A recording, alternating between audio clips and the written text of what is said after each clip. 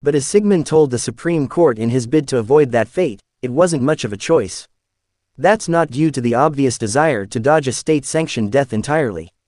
Rather, the way the state has handled the matter has made it impossible for the prisoner to assess which method is the more inhumane. To avoid the electric chair, he chose firing squad, his lawyers told the High Court.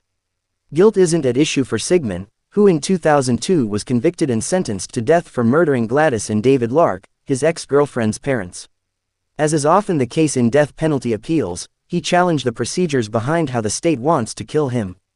The Supreme Court's Republican-appointed majority has been broadly skeptical of death row claims, making it a difficult, though not impossible, task for prisoners like Sigmund to win such challenges. South Carolina's execution law says inmates will be killed by electrocution unless they choose the firing squad or lethal injection. But when Sigmund faced the choice last month, he says he couldn't make an informed one. Citing potentially problematic lethal injections in past executions, he said officials didn't disclose enough information to confirm that injection drugs aren't expired, subpotent, or spoiled. Against that backdrop, he wanted the justices to take up this legal question and to stay his execution in the meantime. Sigmund's execution is scheduled for 6 p.m.